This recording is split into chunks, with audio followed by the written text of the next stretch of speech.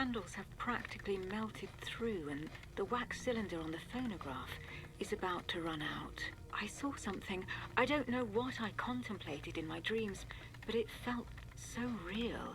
It almost felt like I was moving forwards, or rather downwards. But I don't know towards what. Berenice decided to investigate Ariadne's story, and she found something. I need to keep looking into this. Ew, it's very disgusting and waxy. Recording 2 of Berenice Prestigard. Hard wax cylinder with needle engravings. Oh. Looks like recorded testimony. Well, we got a phonograph right here. Let's see what happened after that dream. The phonograph is fucked up. I'm going to need another one to listen to the wax cylinder recordings. Okay. Can't use that then. There's a letter over here. Yes. Poem by Bernice.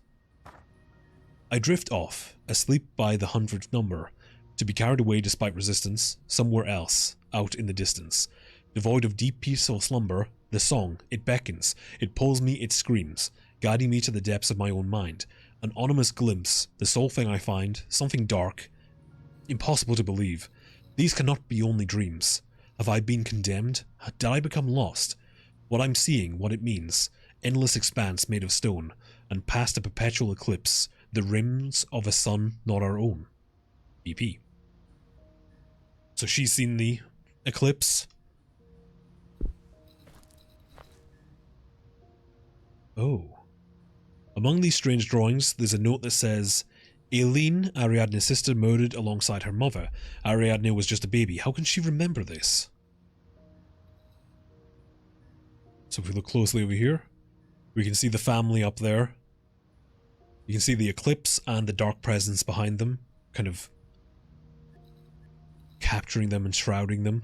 Then you've got Argos the Grand Suicide.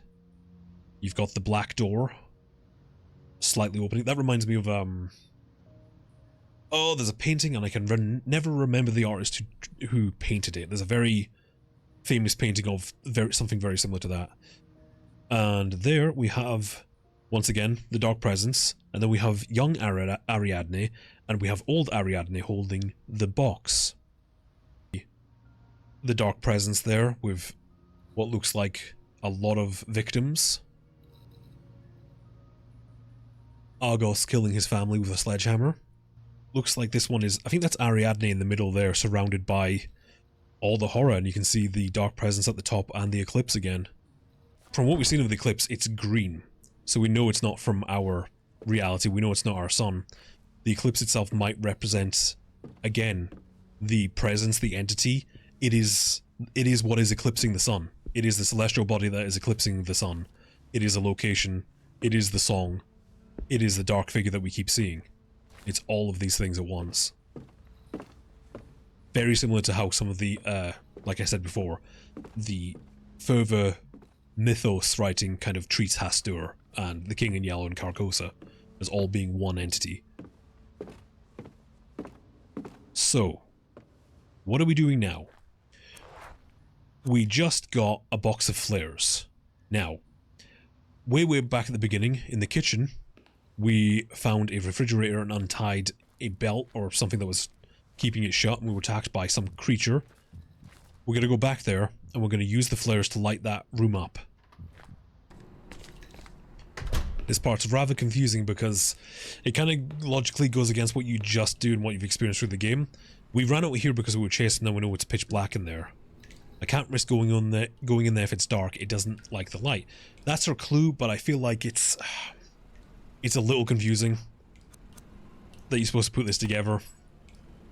At least for me it was anyway. Good. Right, we need to move fast. At least we've got some light now.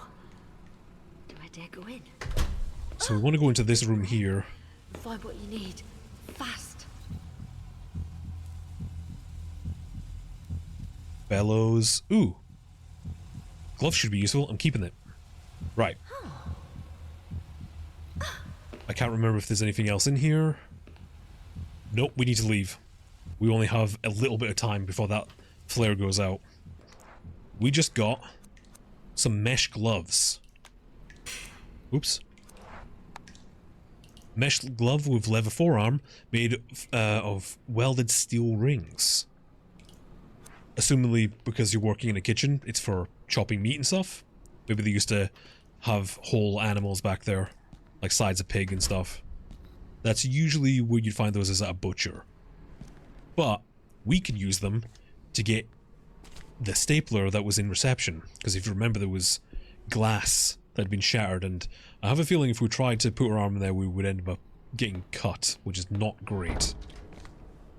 I feel like that would only cause the presence to go a bit more crazy. So if we go over here, and then use the gloves on here, we can reach in. There, stapler, old metal stapler. And we can, oops, if we combine the stapler with the belt, we now have a fixed belt. And we can use that for the elevator. And speaking of the elevator, we need to go change the power from the morgue to the elevator, so we can get it powered up and we can go upstairs to another part of the asylum. Lift. Alright, let's head there now. Just making noises again, try and freak us out. Let's use the belt. Done. I'm not too confident about the result, but don't see what else I could do.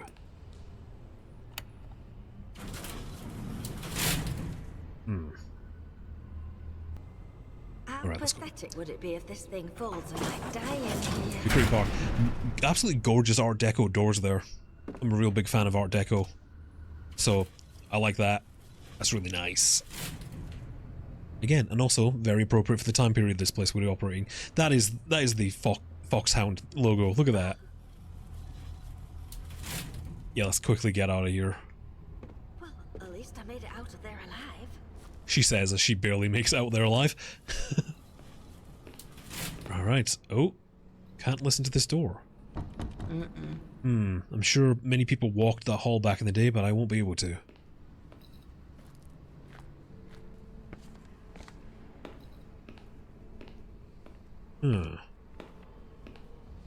Oh. Can't go down there, debris is blocking the staircase. So, you can't really see it, but way down there, that's the entrance hallway. So, you kind of get an idea we're above when we bring out the map. So, down there in this part that's the entrance, that's the main hallway we just came into. Let's go through here. Alright. Someone's being smearing God only knows what on all the paintings here.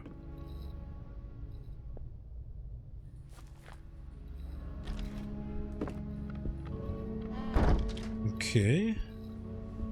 Ooh. There's a phonograph there. A working phonograph. They're probably some of the first to record patient interviews this way. Can we listen to this? Yes.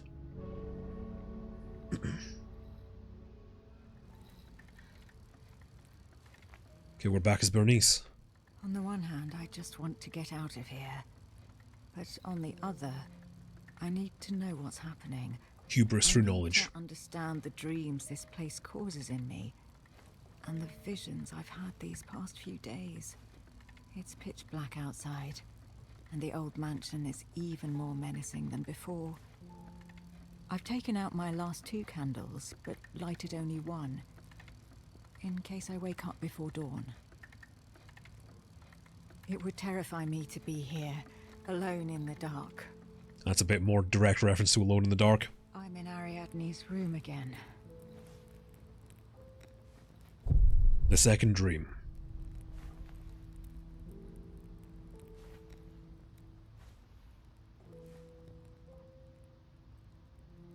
Is this the same dream? Again, calling them dreams doesn't really. It is a direct reference to H.P. Lovecraft's dream cycle. There's no sky, no horizon, just darkness. But dreams are. It's a bit iffy. Wherever you could debate it's a dream. if your definition is a dream of something that your consciousness has made up, that's not what this is. We are traveling to another world that is an amalgam of our own, probably taken from the consciousness in the same way, but twisted.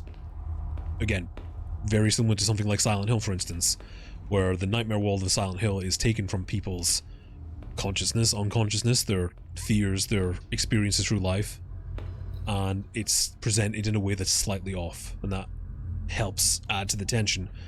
Death is everywhere in this place. So, for instance, this could be part of the asylum that Dr. Petrogard works at, and the presence is taking it and twisting it. You are me. Are you Berenice? Wake up. I need to wake up. God, I need to wake up. I don't want to go there. Again, there. Should I wake up? If I wake up, how will I help Ariadne? Every single bottle contains poison.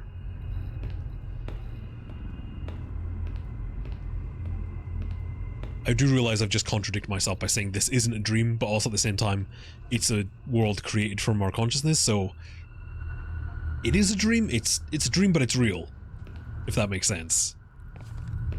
More lovely Art Deco doors. But I think there's a lot of people who assume like stories like this are entirely fictional in the confines of the universe and story they're taking place in, where strange events happen that aren't taking place in our reality, therefore they're dreams, therefore they aren't real, and it was all in the protagonist's head. That's not what's happening here. This is a very real place that she is going to. Look what happened to Daniel. He went through that door to the other world, which we later found out was the Abbey, but he was trapped there. He was dying very slowly of dehydration. Husher probably faced the same fate. But they're real locations they're traveling to. It's just more of the presence using people's minds against them to drive them into its clutches, for one, or towards suicide. It seems to be its kind of goal. It's a two-pronged attack. My god, is this our fate as well?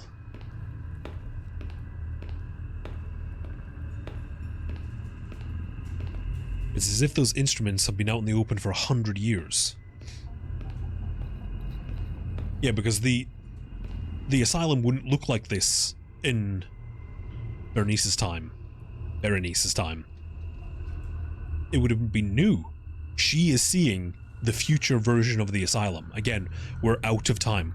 We've been plucked and removed out of the normal linear timeline that we experience, and we're being taken to an amalgam of this. I mean, this could be coming from Linda or Daniel. It's taking our reality and twisting it. And its goal is it's trying to drive people insane, or it's trying to trick people into doing something, or being in a location where it can finally get them. I mean, trying to work out what this entity is truly trying to do is probably a waste of time. It's so far removed from our reality and sense of morals. Are you also me? The dream catcher. Give it to me. You don't need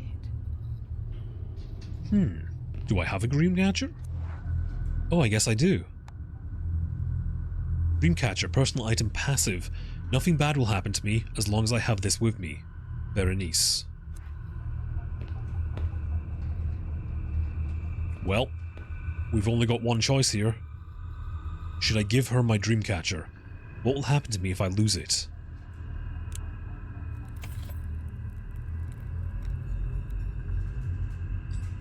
Mysterious key. Does this key open a door or my own psyche? You need to know. You need to keep going down. I feel like we're getting into Freudian territory here. Again, key to open one's psyche. That could be a reference to the Silver Key, which is part of the Dream Cycle series of H.P. Lovecraft's work. No choice. I must keep going.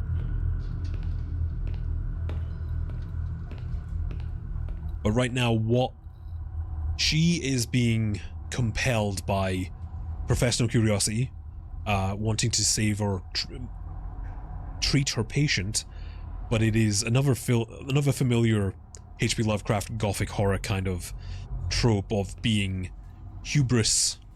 Someone's hubris for knowledge causes them to investigate things that are beyond their reckoning and ultimately damns themselves in the process.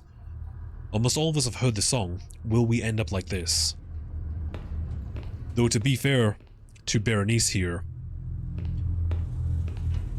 I think regardless of what she does now, she is cursed. She's heard the song, she's already affected by it. It's not so much hubris. Maybe it's quickening what's happening to her, but it isn't the cause. Can't go any further. Oh, oh no! Lock the door! You thought you were safe?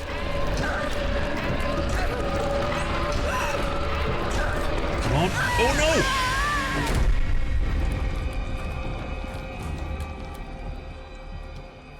Oh. What happened to me? Where am I now? Only one way out.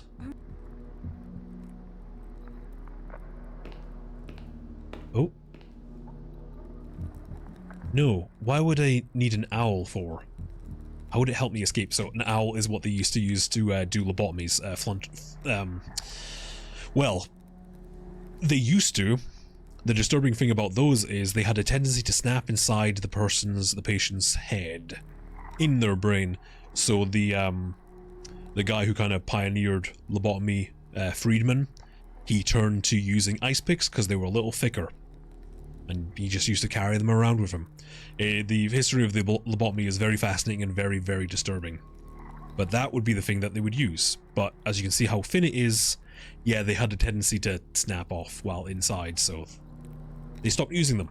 I mean, fortunately they stopped doing lobotomies altogether because it's a barbaric practice and is not a cure for anything. Where did that come from?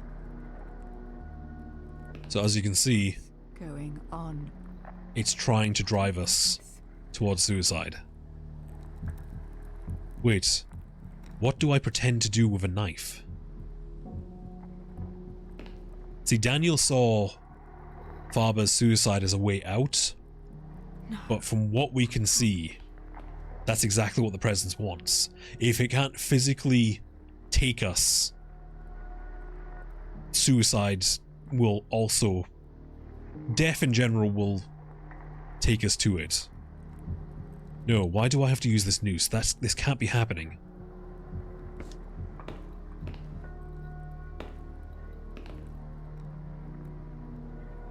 Oh my god, I need to get out of here.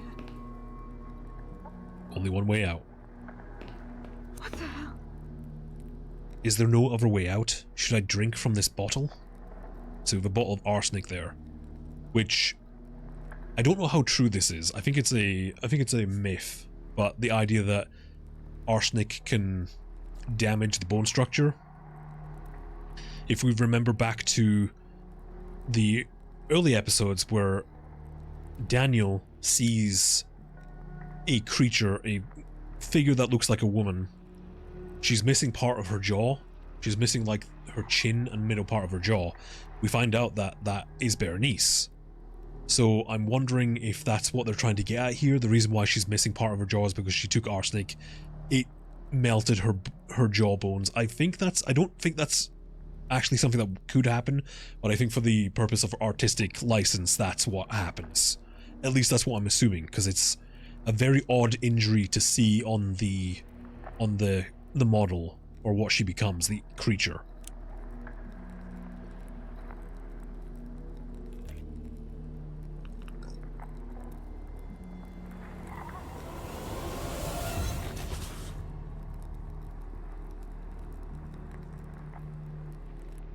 That was... Why would I do something like that? I know I'm closer to understanding something, to finding that last puzzle piece. But I also realise there's no turning back. feel like I've broken something inside of me that can't be mended. Each dream feels closer to that place. And further from reality. It's still dark outside. But it seems like the candle burned out a while ago. It must be close to dawn. Yes, it can't be long now. I have to find answers. Get to the bottom of this matter. Understand Ariadne and what is happening to me. Just like Daniel. The story goes on, and it only gets worse. Baroness, what did you find? I need to find out for myself. The needle wasn't strong enough to play the cylinder. It's broken.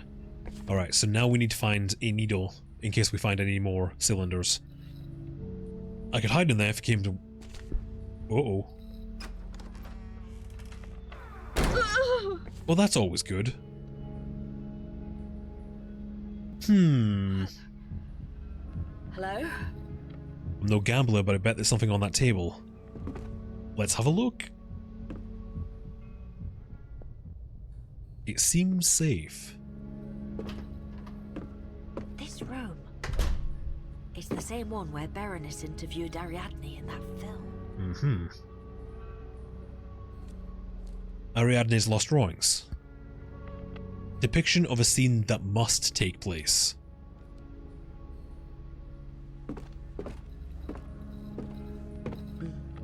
Turn of the century psychiatry books. Luckily for them, lobotomies weren't a thing yet. That's funny because we just saw the very instrument that they used to do. Well, Looks like they tore something from the wall. I wonder what. Oh, interesting.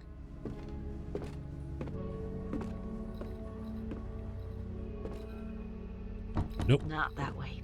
Doorknob doesn't move. Let's get out of here and never come back in. Because we know the music box been in there, and we know the music box has been played in there, so that's a very dangerous location.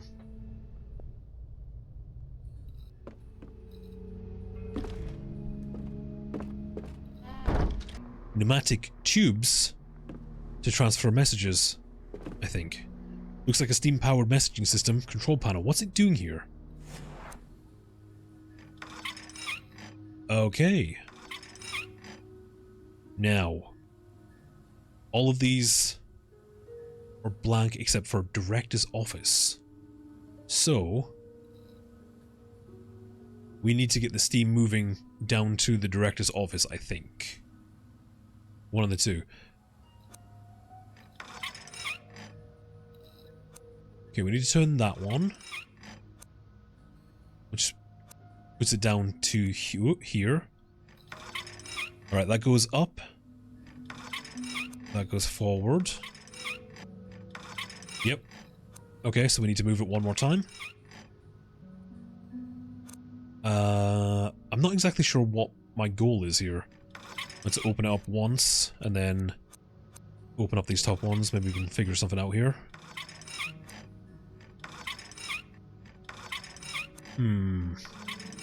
Doesn't seem like it.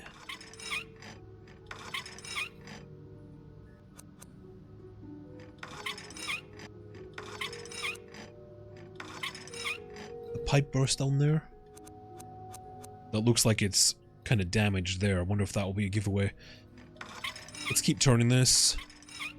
Okay, no steam's coming out of anywhere, so that means it must be down there then. Which means this one is wrong. Or not.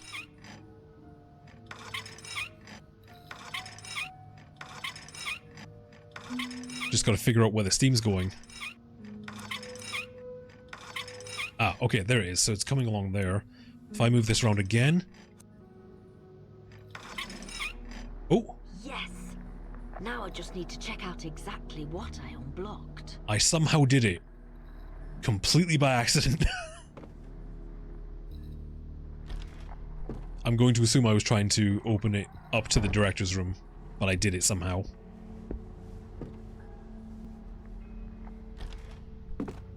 Right, let's have another look around. I came in from that door, I think. So let's check out this one. Alright, nice and quiet. Should be safe to go in here then. Oh, there's a paper there. Oh. Letter from an artist. A brief message written by a friend of Dr. Bernice Prestigard. I found this among the photos in a history magazine. It looks a lot like the drawings done by your patient, the little girl, doesn't it? I've attached a copy. It must be a coincidence, but even so, discovering the origins of the image made me shudder. It's from walls of a newly discovered chamber in the caves of Altamara in Spain. The painting is from the Paleolithic. Local archaeologists have ruled that it's around 40,000 years old. So before, when we were playing episode 3, we found a note in the library that talked about how seemingly this entity, the presence, was around during the time of Egypt when it became a monotheistic religion. That's quite a long time ago. This is even further back. But remember, this presence can be seen throughout all of history, but it is detached from history. The presence that is depicted at that time 40,000 years ago is the same presence now. It exists at both time periods at the same time. But, once again, we get to find out this thing has been around. Well, I can't even say it's been around for a long time, because that's not how it works. It has been, it always will be, because it is not connected to our linear time. It is just there. Which opens the idea for more games of this series, because you can do it on any time period. It's nice. Talk about that more at the end. There's very little left on the mantelpiece. A staff lounge with a fireplace and comfortable sofas. I've never seen anything like this in all the places I've worked. Looks like someone left a lamp there on purpose.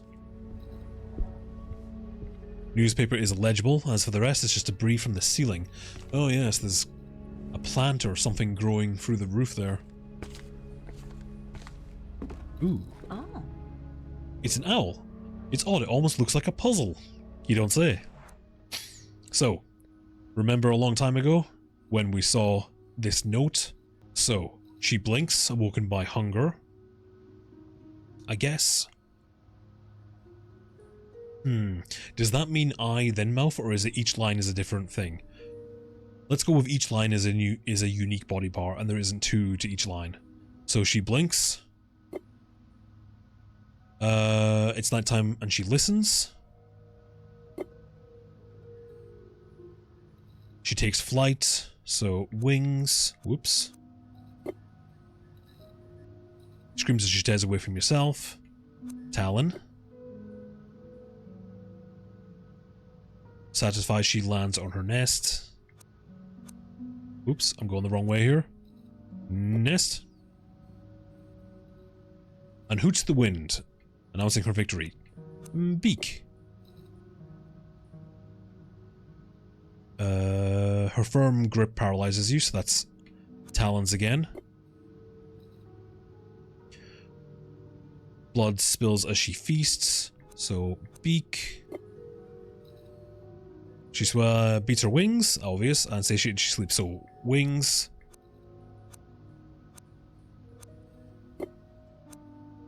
Eye. There we go. Deteriorated key. A tag must have belonged to an employee, Alan Sedrak, one of the hospital's directors, I guess. Is that a reference to Alone in the Dark? Okay, so it's apparently from Alone in the Dark: New Nightmare. But it's the character that's called Elaine Sedrak. I knew I'd heard it somewhere before. It's like, that sounds familiar. Okay. We got a key. I wonder... We did find a room before that was locked up. I wonder if that's a... Ah. I wonder if this is the director's room? Yes. Ooh, recording free of Berenice Prestigard. Looks like a recorded testimony. Right, we have... Cylinder. Yes. The end of the story. Please, Baroness, give me something I can use. Now, unfortunately, we need a new pin for the phonograph, because it one Completely destroyed. Third experiment report. Ooh, that looks like it's burned. General examination by Director Edward Saunders. Edward. That might be a stretch, but that could be another reference to Alone in the Dark, because the main character is called Edward Carnby, or Canby. That might, I don't know, that might be a stretch. That might be another reference though. I'm not too familiar with Alone in the Dark, to be completely honest. I just know bits about it. Okay, general examination by Edward Saunders of the experiment performed by Dr. Bernice Prestigard. Notes: 5 patients from an experimental group have disappeared, all except for the original test subject, Ariadne Legrand Amsberg. I don't know if they've escaped or if its walls somehow swallowed them, but there left no trace. Security did not register any relevant incidents either. I looked for the doctor to inform her of this, but she is nowhere to be found. When I asked Ariadne if she'd seen her, she shook her head and asked me she was finally there. I punched the microphone. Let's try that again. I looked for the doctor to inform her of this, but she is nowhere to be found. When I asked Ariadne if she'd seen her, she shook her head and asked me if she was finally there. I'm going to do that again. I looked for the doctor to inform her of this, but she is nowhere to be found. That's not a good sign. When I asked Ariadne if she'd seen her, she shook her head and asked me if she was finally there. I asked her what she meant, but she didn't say anything else. It has been impossible to re-establish communication with her. I have a terrible feeling about this. You and me both. Apparently this guy was relatively famous in his day. Dr. Jeremy Hartwood, founder of the institution. He was one of the first psychiatrists to give a damn about patients' rights and well-being. My girlfriend told me about him. The plants have made it this far. Well, The documents belong to the hospital director. Nothing regarding Bernice, though. I'm starting to think that every single name in this episode is a reference to Alone in the Dark now. I'm gonna have to look these up. Shit. It's Bernice!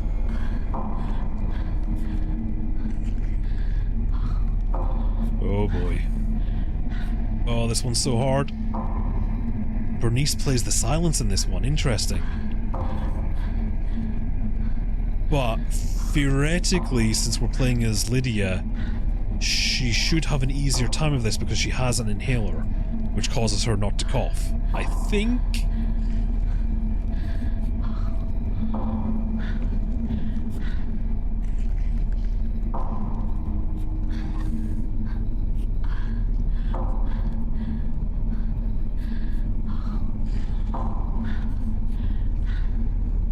Oh, there we go. Yeah, that's Bernice herself. So, I mean, we already kind of knew what happened to her, but... it's a good thing I have the inhaler with me. There we go. I think after I'm completed this playthrough, I might make a video. I might make a beginner's guide video to this, where I can document all of the characters, but all of their, like, items and the collectibles and, like, what they do. I think I might have to do that at some point, and just kind of show people how to play the game. I might do that. Right, we got a key, which I think there was a door around here somewhere that we could get into. Was it this one?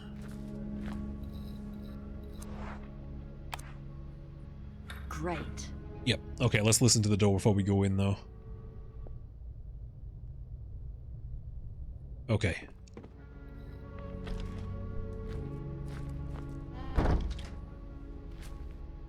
Old medicine books. We're all extremely lucky that science has evolved as much as it has since then. Kind of.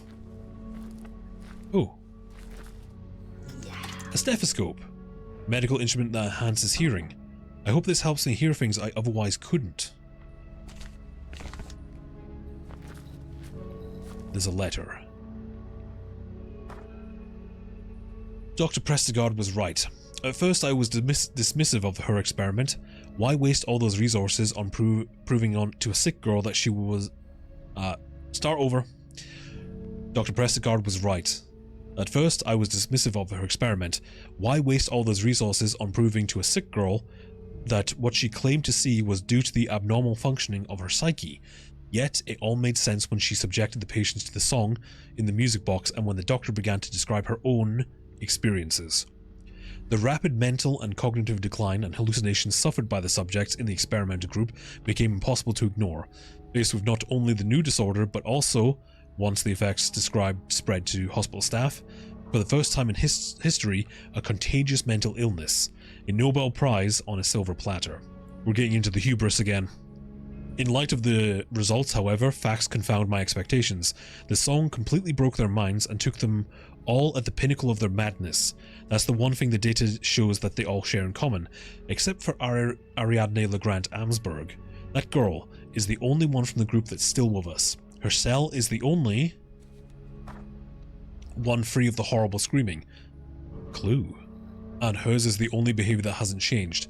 She is the only one to have gone on unscathed, and she still acts exactly as she did before the experiment. I think Dr. Prestigard was right about the reasons for this. Ariadne's file indicates that she was exposed to the song when she was barely a few months old. She was a baby, her mind a blank canvas with limitless capacity for adaptation. Not like us. We broke, or are going to break. Ariadne's mind, like a young tree bending under unbearable forces, was not snapped but rather grown in a different way. It is twisted, and therefore can no longer be broken. The song, the dark figure, the horrible visions and dreams are simply her normality, her everyday life since she can remember. If only I can find Dr. Prestigard and tell her she was right. There is no solution. What will become of us all?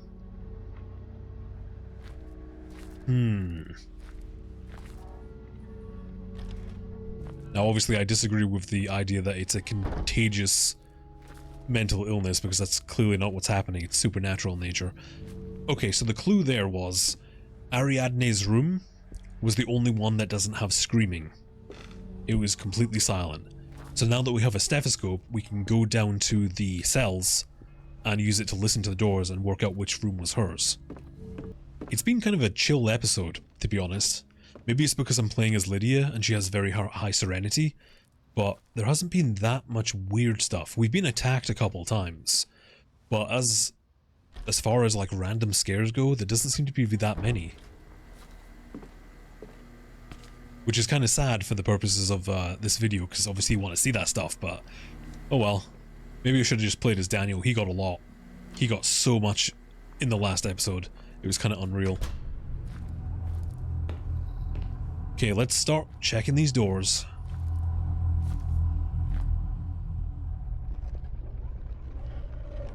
Okay, it's not that one.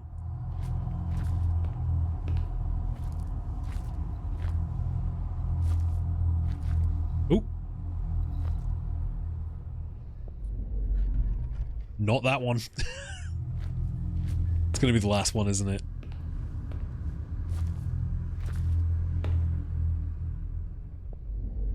Not that one.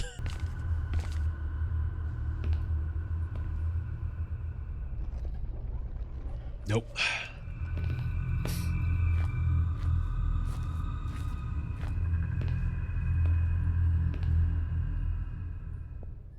Ooh. That one sounds quiet. Let's go have a look. Okay, we're still alive.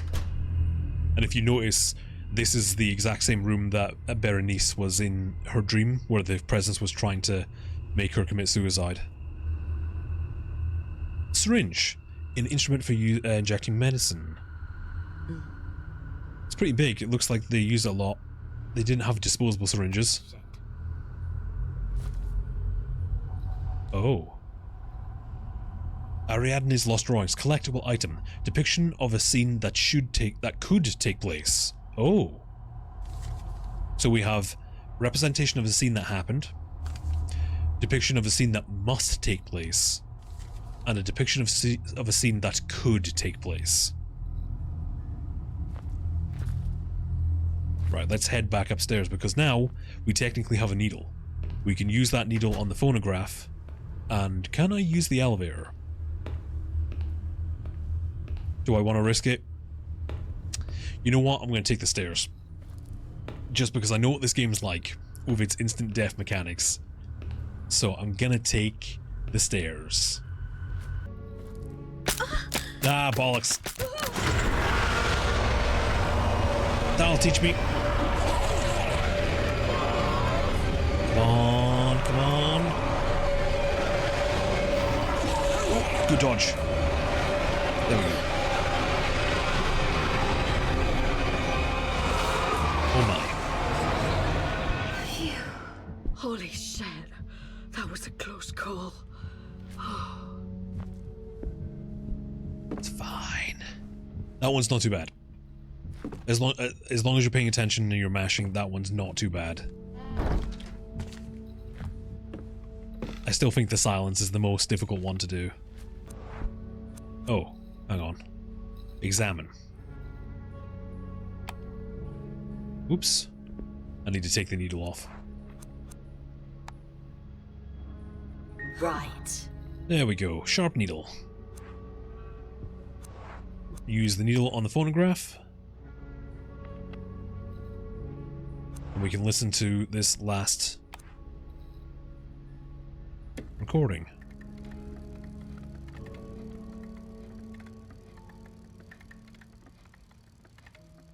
This place. That thing. The presence. That's what Argos Legrand called that horror. Now I know why. It's anywhere the song is. In the hospital, in Ariadne, in me. Everywhere. Maybe there's no solution. Maybe it isn't something you can just end. But maybe cut it off from everything, from this world. Burn the bridge. Return the song to whence it came. Daniel thought the same If thing. I take the box to that place, if I leave it there, with the presence, I need to push forward just a little longer. I need to understand. I need to put an end to this. I need to go there.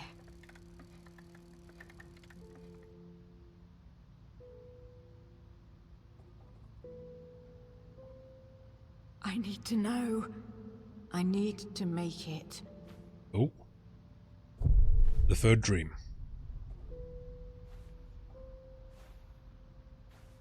Again, so the imagery of dreams descending into Do you the abyss. need my help or do I need yours? Again, very Lovecraftian. Always down.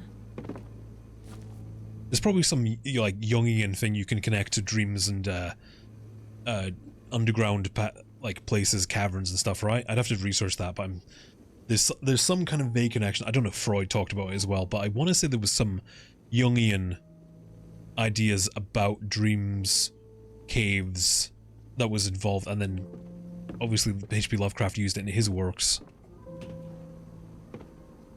I mean, you can associate dreams with nightmares, caves being inherently scary places for humans, maybe. I don't know. There's probably a lot of stuff you could read into that.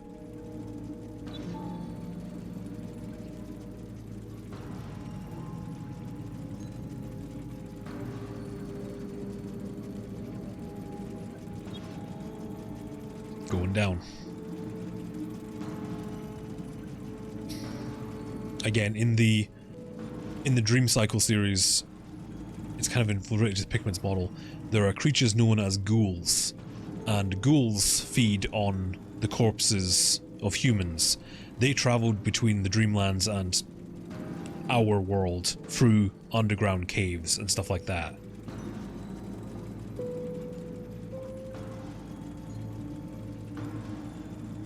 When you go to the Nightmare Frontier in Bloodborne, when you arrive there, you're in a cave. The whole Chalice dungeons that you see in Bloodborne, they're all underground in caves.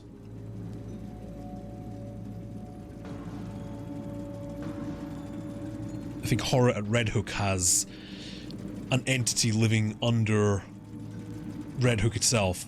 That's all a cave.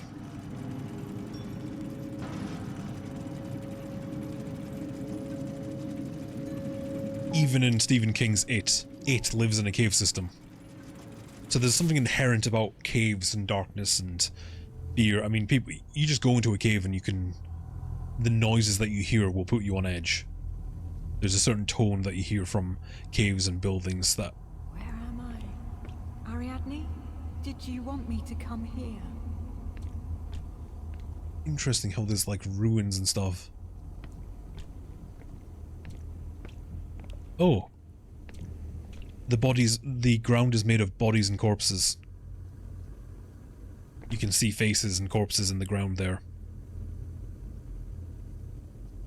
Either that's a severe case of pareidolia, or that's supposed to, I feel like that's a corpse. I can see the head, the arms. That's not good. Again, we're getting an idea that this thing has been around. Maybe not been around, it's taken so many people from our timeline over our perceived years. But from its point of view, that doesn't exist. It is always. And Berenice has to confront herself here. Maybe if I turn up the lantern, but isn't that me? What'll happen if I turn it off? Should I turn it off? We're getting more visual metaphors here, where Bernice is seemingly doing this to herself. First time it was, we take the dreamcatcher from ourselves and give it to our other self, thus endangering ourselves to the dream. Now we're taking away our other self's only source of light, possibly dooming her. You can say it's a metaphor for suicide.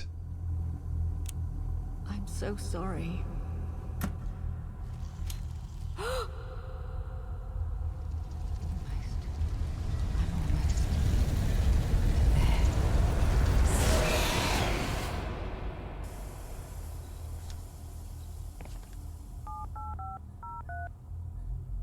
Hello? Dan, I don't know what this means, but I think it's important. Oh, thank God you're all right. What did you find? That doctor. I think something terrible happened to her. She wanted to take the box to a place she called there. Does that make sense? I think I know what she meant. Listen, there's no time to waste. Get out of there. I'll take it from here.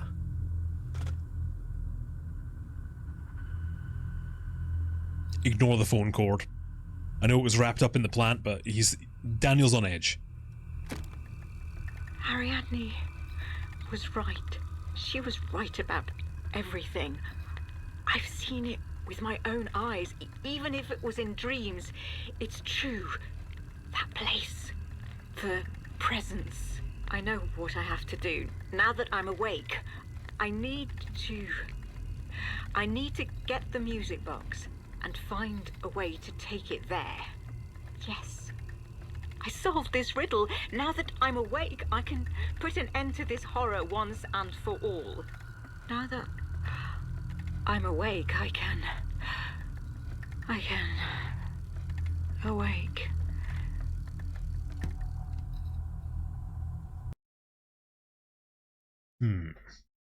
Well. And that's how she became captured. Well, that's the end of episode 5, but there's one more small episode to go, the finale, there, and we'll save that for next time, because that's a whole thing, and I need to do some research. I need to do some research into caves and Jungian psychology and all that stuff, I guess, whatever. That was that took a while, but we managed to get through unscathed. I'm worried about Lydia though, because she did hear part of the song, and it did seem to have an effect on her. Now, I don't know. Let's just leave it at that. I don't know. But we finally got to the point where the juicy stuff gets involved, with the whole idea that the presence is detached from our reality and time. It exists at all points of our time, because it's not there. It is like an eternal being that is at all points and no points, because time doesn't affect it the same way it does us on a linear scale. Even though that's not really how time works for us. Whatever. Let's fall on artistic license. Let's pretend that our time is a linear line. The presence is outside of that line, but surrounding it. And it can... I can't remember the analogy. Like time is a stream. If time is a stream, then the entity can walk up and down that stream and jump in at any point. But it's very disturbing that the ground in that cave seemed to be made out of bodies. Because we've been slowly figuring out this thing has taken a lot of people. Why it's taking them, we don't know. That seems to be its primary goal. People who hear the song are taken by entities or the presence itself, or they commit suicide, which seems to also take them to the presence. So the song marks a person and a location, and it takes people. We don't know why. It probably doesn't matter why it's taking people. All we need to know is it's taking people, and it's dangerous. I could talk about this for hours, so I'm going to stop. Thank you for watching. I hope you enjoyed that.